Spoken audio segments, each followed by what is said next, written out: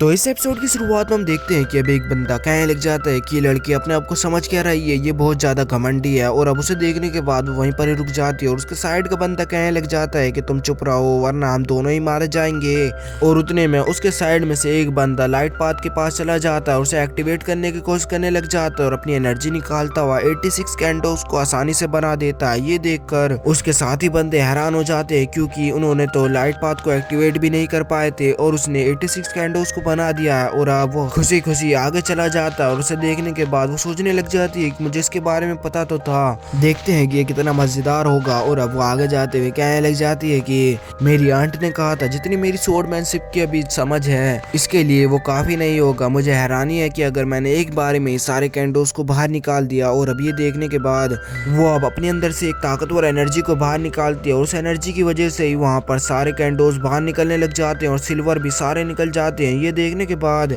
उसे कुछ भी फर्क नहीं पड़ रहा होता और वो कहने लग जाती है कि एक और भी तो रह रहा है, सुप्रीम पाथ भी तो रह रहा है, सचमुच क्या उसे बनाना इतना मुश्किल है और मैं उसे नहीं बना पाऊंगी क्या। और अब ये कहते हुए उसे गुस्सा आने लग जाता है और अब वो अपनी एनर्जी को निकालते हुए और अब एक फॉर्मेशन को बनाने लग जाती है जो कि बहुत ज्यादा एनर्जी प्रोड्यूस कर रही होती है। और अब उसके तुरंत बाद ही वहाँ के सारे खड़े बंदों की स्वॉर्ड उनके काबू में ना आकर उस लड़की के काबू में आ जाती है और उसके फॉर्मेशन के चारों तरफ घूमने लग जाती है। ये देखकर वहाँ के सारे बंदे हैरान हो जाते हैं कि क्या हो रहा है। तो एक बंदा कहने लग जाता है कि ये तो लेजेंडरी ब्लड लाइन का कमाल है, जिसे देखकर एक बंदा और कहने लग जाता है कि क्या ये सचमुच लेजेंडरी ब्लड लाइन का बंदा है। मैंने तो इसके बारे में ये सुना है कि ऐसी स्वॉर्डमैनशिप के ब्लड लाइन के बंदे किसी भी स्वॉर्ड को काबू कर सकते हैं और ये बहुत ज्यादा ताकतवर होते हैं, इन्हें ये पावर जन्मजाति मिली होती है। और अब ये देखने के बाद बाकी बंदे भी हैरान हो जाते हैं और अब इतने में वो वहाँ एक बड़ी स्पिरिचुअल स्वॉर्ड भी बना देती है और वो अपने सामने ले आती है और उसके बाद वो गायब हो जाती है। और अब वो अपनी एनर्जी को बाहर निकालते हुए ऊपर एक बहुत बड़ा बादल क्रिएट कर देती है और अब उसके तुरंत बाद ही वहाँ पर सुप्रीम कैंडो बन जाता है और उसकी एनर्जी से फिर से वो बंदे वापस से गिर जाते हैं। और अब उसको देखने के बाद वो वहीं पर ही खड़ी होती है और थोड़ी देर बाद वो कहने लग जाते हैं कि तो ये है सुप्रीम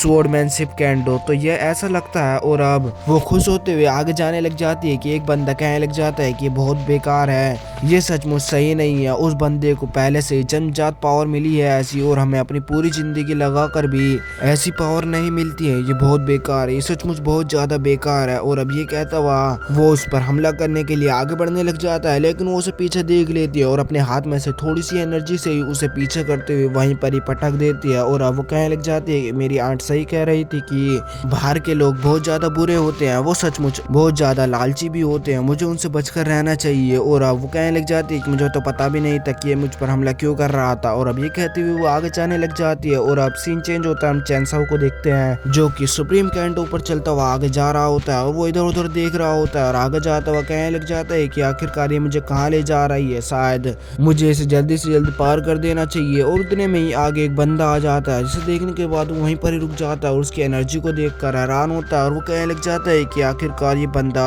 इतनी ज्यादा एनर्जी को होल्ड कैसे कर पा रहा है। और अब उसे देखने के बाद वो हंसता है और अब चैनसाओ पर हमला कर देता है और चैनसाओ से देखकर उससे बचने की कोशिश करने लग जाता है और वो उससे बच नहीं पाता तो वो पीछे हट जाता है और वो कहने लग जाता है कि तुम हो कौन और तुम मुझ पर हमला क्यों कर रहे हो। और अब ये देखने के बाद वो फिर से अपनी मल्टीपल स्वॉर्ड टेक्निक का यूज करते हुए चैनसाओ पर हमला कर देता है और चैनसाओ उससे बचने की कोशिश करने लग जाता है और उसकी स्वॉर्डमैनशिप बहुत ज्यादा अच्छी होती है तो चैनसाओ पीछे हटने लग जाता है और अब वो बंदा फिर से उसके ऊपर हमला कर देता है तो चैनसाओ उस पर एक हमला करते हुए पीछा करने लग जाता है लेकिन वो इतने में ही अपनी स्वॉर्ड से उसके ऊपर एक कट मार देता है। ये देखकर वो फिर से हैरान हो जाता है और वो कहने लग जाता है कि क्या इसकी बॉडी इमोर्टल होली बॉडी है। फिर बाद में वो मना करते हुए उस पर मेटल स्टॉर्म अटैक करने लग जाता है और उसे उस अटैक से भी ज्यादा फर्क नहीं पड़ता है, वो अपनी स्वॉर्ड से उसके मेटल स्टॉर्म को आसानी से रोक देता है और वो उसके सामने खड़ा हो जाता है और चैनसाओ ये देखकर हंसने लग जाता है और वो कहने लग जाता है कि अच्छा तो मुझे अब समझ आ गया है। और अब यहीं पर यह एपिसोड खत्म हो जाता है।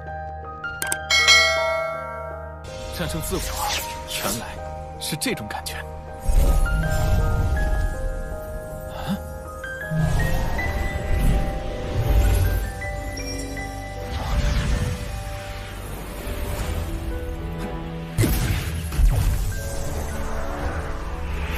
如此大补的剑意，足以省去我数年苦修，这收获果然惊人。